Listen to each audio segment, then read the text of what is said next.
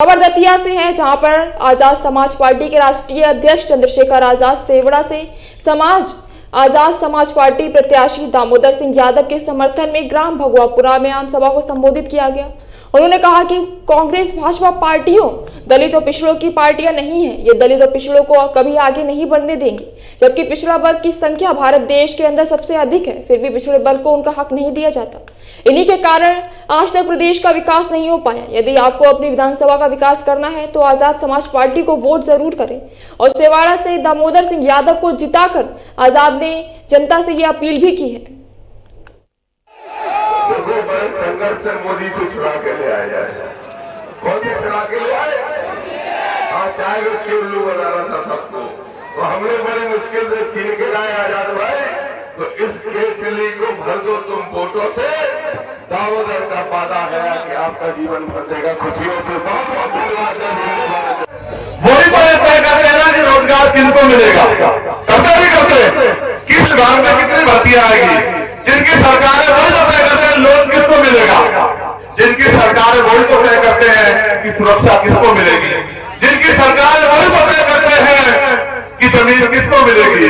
आप अगर अपनी ताकत बनाओगे तो ये अधिकार आपके पास आ जाएगा। वो इस बात को जानते हैं, इसलिए पैसे पे वो तमाशा देखना चाहते हैं। उनको लगता है कि अभी भी लोग तैयार नहीं हुए, पिट के छिट के अन्याय से के लोग तैयार नहीं है। जब चुनाव आएगा हम पैसा फेंक के इनकी वोट को खरीद लेंगे। आपके पास मौका है मेरे लोगों, अपनी वोट को बेचने के बारे में बिल्कुल मत सोच लेना, क्योंकि अगर आप अपनी वोट को बेचने के बारे में सोचते हो तो आप उसको के सपनों में खत्म करते हो। जिन बाबा अम्बेडकर ने अपने 4 बच्चे आपके लिए कुर्बान किए, क्या उनके द्वारा दिया गया अधिकार वोट बेचने के लिए है? वोट का अधिकार गुलामी से मुक्ति के लिए मिला है, वोट का अधिकार बिकने के लिए नहीं मिला। देखो, सरकारें कह रही है ना कि राशन देंगे कह रही है ना। प्रधानमंत्री जी आगे कह गए ना मध्य प्रदेश में कि 5 साल के लिए राशन की योजना को आगे बढ़ा रहा हूं। कहा ना प्रधानमंत्री जी ने? आप मुझे बताओ, जो मुर्गा पालते मुर्गा फार्म खोलते हैं वो भी तो अपने मुर्गों को दाना खिलाते नहीं खिलाते हैं? सोचो, खिलाते नहीं खिलाते? क्यों खिलाते हैं? काटने के लिए कि वो खा पी के मोटे ताजे हो जाए और फिर उनको उसको स्लॉटर हाउस में भेजने में आनंद आए, उनके अच्छे पैसे मिल जाए। देखो, आपकी वोट लेके आपकी ताकत से वो राज कर रहे हैं और आपकी संख्या लोकतंत्र में सबसे ज्यादा है। आपके लिए रोज रोज सभाएं करनी पड़ रही है कि भाई मान जाओ, इस बार गलती मत करो, किसी की बातों में मत आओ।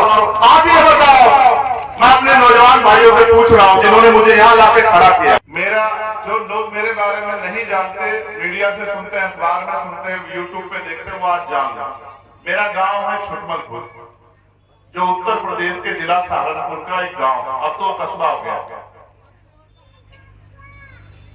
और मैं पढ़ने के लिए जा रहा था विदेश। मैंने लॉ की थी, वकालत की पढ़ाई, और मेरे पिता चाहते थे कि मैं जज बनूं, इसलिए उन्होंने मुझसे LLB की पढ़ाई करने के लिए, वकालत की पढ़ाई करने के लिए कहा। और मैंने वो पढ़ाई भी दिल लगा के पूरी की। लेकिन जैसे मेरे जाने का समय आया और मेरे पिता ने जो जमीन या जो पूरे जीवन की उनकी कमाई थी, एक एक पैसा जुटा के उन्होंने जो इकट्ठा किया था, उसी समय मेरे पिता बीमार पड़ गए। अभी 2 दिन पहले आप लोग दिवाली का त्योहार मना रहे थे। मेरे आज भी अच्छी तरह से याद है दामोदर भाई, जिस दिन दिल्ली में मेडिकल रिपोर्ट आई मेरे फादर की, उस दिन रक्षाबंधन का त्योहार। इधर लोग अपने घरों में त्योहार मना रहे थे, उधर में अपने बीमार पिता के साथ, और मेरे सामने वो रिपोर्ट थी, कल मैंने लाइव में भी आपके सामने अपना दर्द रखा। जब मैंने वो रिपोर्ट पढ़ी और कैंसर का नाम सुनते मेरे पैरों तले की जमीन सरक गई। मुझे लगा कि अब मेरे पिता नहीं बचेंगे। पिता हॉस्पिटल में थे, मैं बाहर आ गया कैंटीन में, और मैं 2 घंटे रोता रहा, और मेरे आंसू पूछने वाला भी वहां कोई नहीं। मैंने अपने पिता को नहीं बताया कि रिपोर्ट में क्या आया, लेकिन मेरा दिल बैठ गया। क्योंकि आप जितने लोग यहाँ बैठे हो, जिनके पास पिता हो, अपने दिल पे हाथ रख के पूछो कि एक बेटे के लिए पिता क्या होते हैं। अपने दिल पे हाथ रख के सोचो, चाहे वो 7 साल का क्यों ना हो जाए, पिता जिंदा है तो उसके पिता उसके हीरो होते हैं, सुपरमैन होते हैं उसके पिता।